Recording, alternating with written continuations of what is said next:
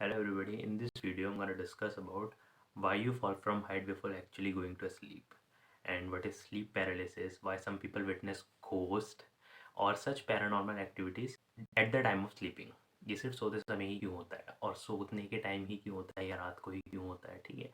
So let's get into this.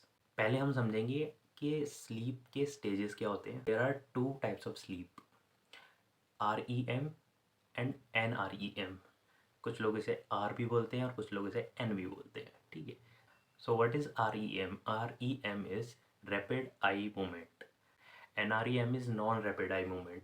सो जब हम सोने जाते हैं तो पहली स्टेज आती है NREM, दूसरी स्टेज आती है REM और फिर आप उठ जाते हो, ठीक है। सो इन NREM यानी कि नॉन रैपिड आई मूवमेंट, जो कि फर्स्ट स्टेज है, इसमें क्या होता है। First of all you are psychologically inactive during this stage. NREM के थ्रू जब आप सोना शुरू करोगे तो आप साइकोलॉजिकली इनएक्टिव हो जाते हो।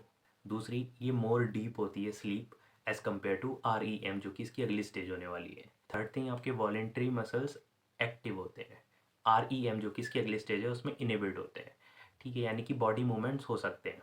और डीप स्लीप है तो ग्रोथ हार्मोन निकलता है बॉडी में और जितने भी हार्मोन होते हैं वो रिप्लेनिश्ड हो जाते हैं और बॉडी ग्रोथ इसी स्लीप में होती है, NREM स्टेज में, ठीक है। अब समझ लेते हैं नेक्स्ट स्टेज जो कि NREM के बाद आती है, जो कि REM होती है, रैपिड आई मूवमेंट। उसमें क्या होता है, उसमें ब्रेन साइकोलॉजिकली एक्टिव हो जाता है।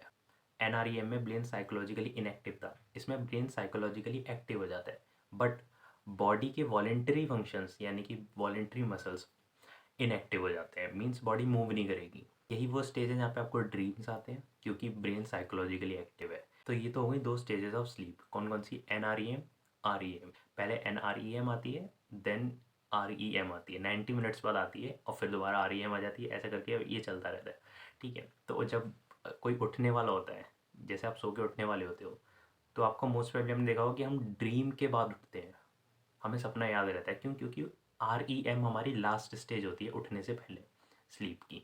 अब हम समझ लेते हैं ब्रेन वेव्स क्या होती हैं, ये भी बहुत इंपॉर्टेंट है समझना। तो there are 4 types of brain waves जिसे हम मेजर करते हैं EEG के थ्रू, ठीक है। Alpha, beta, delta, theta. So beta waves तब निकलती हैं जब ब्रेन हाईली एक्टिव होता है। सपोज आप कोई प्रॉब्लम सॉल्व कर रहे हो तो बीटा वेव्स निकलेंगी, ठीक है। फिर अल्फ़ा वेव्स तब निकलती हैं जब आप रिलैक्स्ड होते हो, जब आप कुछ हैविली एक्टिवली कोई काम नहीं कर रहे होते, ठीक है, या ब्रेन किसी प्रोसेस में बहुत ही एक्टिवली इंगेज नहीं होता। थर्ड, थीटा वेव्स तब निकलती हैं जब आप सोने जा रहे होते हो, जब आप सपने देख रहे होते हो। डेल्टा वेव्स तब निकलती हैं जब आप मेडिटेटिव स्टेट में होते हो, जब आप डीप स्लीप में होते हो, ठीक है। But because we are talking about sleep तो मैं स्लीप के कॉन्टेक्स्ट में ब्रेन के फंक्शंस बताऊंगा आगे चल के। बहुत ही फर्स्ट स्टेज लेते हैं, ठीक है।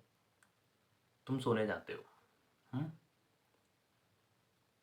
अभी बीटा वेव्स निकल रही होंगी क्योंकि ब्रेन एक्टिव है, कोई दिक्कत नहीं है। जैसे ही तुम रिलैक्स करते हो तो बीटा से अल्फ़ा में ट्रांजिशन आता है क्योंकि अल्फ़ा वेव्स तब निकलती है व्हेन यू आर रिलैक्स्ड।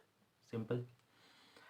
अब आप सोने वाले हो, ठीक है, तो अल्फ़ा से थीटा ट्रांजिशन आएगा, थीटा वेव्स निकालेगा ब्रेन। तो इस बीच में हमारी NREM स्टेज शुरू हो चुकी है स्लीप की, क्योंकि तुम सो चुके हो। अब होता क्या है कि अल्फ़ा और थीटा के ट्रांजिशन के बीच में, मतलब ब्रेन वेव्स की बात कर रहा हूँ मैं यहाँ पे, इस बीच में NREM में मैंने बोला था कि आपका ब्रेन साइकोलॉजिकली इनएक्टिव हो जाता है, मतलब कोई सपने नहीं आएंगे बट बॉडी मूवमेंट्स काम करेंगे। एन आर यार ये थोड़ा सा कॉम्प्लिकेटेड हो रहा है, ध्यान से समझना। फर्स्ट स्टेज NREM है। फर्स्ट स्टेज में अल्फ़ा से थीटा वेव में ट्रांजिशन हुआ। So when you are in between falling asleep and awakeness, आपका ब्रेन हेल्यूसिनोजेनिक इवेंट्स क्रिएट करेगा, जो कि हो सकते हैं एलियन आ गए, भूत दिख गए, मैं गिर गया कहीं से, कोई भी हेल्यूसिनेशन हो सकता है कि मुझे ऐसा लगा कोई मुझे टच करके गया, या जितनी भी ये सब पैरानॉर्मल एक्टिविटीज़ होती हैं, पैरानॉर्मल थिंग्स होती हैं, वो सब इसी स्टेज में दिखती हैं। तो ये सब हेल्यूसिनोजेनिक इवेंट्स और हेल्यूसिनोजेनिक इमेजेस सबसे ज़्यादा कॉमन होता है हिप्निक जर्क। हिप्निक जर्क ही होता है जिसे हम बोलते हैं कि मैं सो रहा था और मैं सडनली गिर गया और ये जो जर्क आया ना, ये एग्जैक्ट जर्क आता है। बट द क्वेश्चन इज कि गिरने का ही क्यों आता है, हम हाइट से ही क्यों गिरते हैं? कोई हेल्यूसिनेशन होने चाहिए तो वो तो कुछ भी हो सकते हैं, यही क्यों है कि you fall from a height? Actually में ये हमारी मसल लर्निंग है, इवोल्यूशनरी। क्यों है इसे समझना। हमारे एंसेस्टर्स जो थे वो रात के टाइम पे एक हाइट पे सोते थे ताकि प्रेडेटर्स आके उन्हें अटैक ना कर दे, उन्हें खा ना जाए सोते time. So we use to sleep at height. तो हाइट्स गिरने का डर बना रहता था और एक बॉडी जर्क से we can prevent our self from falling. तो ये मसल लर्निंग इवोल्यूशनरी आगे हमारी बॉडी में भी आ गई। तो ये हमारी इवोल्यूशनरी मसल लर्निंग है जो कि थीटा वेव और अल्फ़ा वेव के बीच वाले ट्रांजिशन में आके हमें फील होता है और हम एक जर्क फील करते हैं। अब आ जाते हैं कि स्लीप पैरालिसिस क्या होता है। अब आपने स्लीप स्टेज क्रॉस कर ली, फर्स्ट वाली कौन सी है, NREM। सेकंड आएगी REM।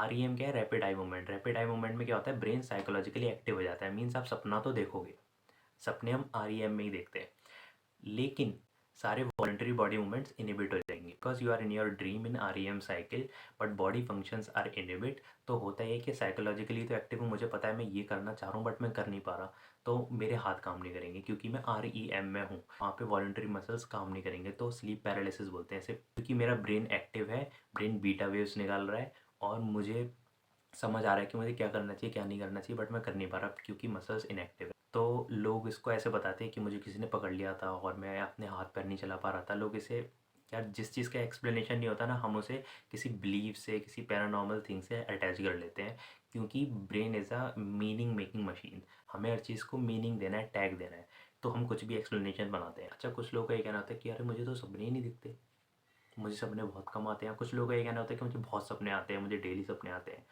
इसका भी लॉजिक समझो। देखो, यू नीड टू अंडरस्टैंड कि जो इमोशनली ज़्यादा स्ट्रेस्ड होता है उसकी REM साइकिल बढ़ जाती है। REM में हमें सपने आते हैं। अगर आपका दिन बहुत ही इमोशनल स्ट्रेस में निकला है तो आपकी REM साइकिल बढ़ जाएगी।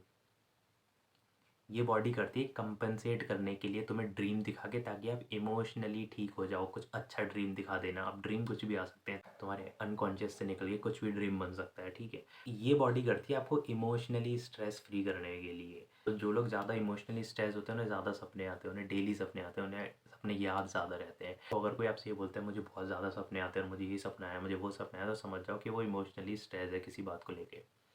Psychologist. So the day when you are more emotionally stressed, उस दिन, उस रात को आपको सपने ज़्यादा आएंगे। And the day when you are more physically stressed, उस दिन आपको सपने नहीं आएंगे और डीप स्लीप आएगी। एंड एक और आर्ग्यूमेंट था, आई केम अक्रॉस टू डेट, कि फीमेल्स को ज़्यादा नींद आती है एज़ कम्पेयर टू मेल। नहीं, ये भी गलत है। मेल ज़्यादा डीप स्लीप में जाते हैं बिकॉज ऑफ मेल हार्मोन, उनकी NREM ज़्यादा होती है as compare to female. Females को ज़्यादा सपने आते हैं। बाकी nightmares, dreams, somnambulism, somnambulism बोले तो नाइट वॉकिंग, ये सब स्लीप डिसऑर्डर हो गए। इसको मैं फिर कभी डिस्कस करूँगा क्योंकि ये थोड़े अनकॉमन होते हैं और तुम इतना रिलेट नहीं कर पाओगे। बाकी सब जितनी मैंने बात बताई है उनका तुम्हें एक्सप्लेनेशन मिल चुका होगा।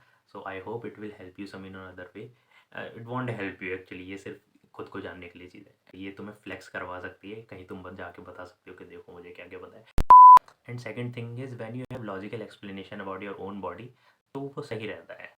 तुम बेवकूफ़ों वाली बातें नहीं करते हो, ना तुम किसी अजीब सी चीज़ों में विश्वास करते हो। सो या, that is it from my side. Thank you for your time. Signing off.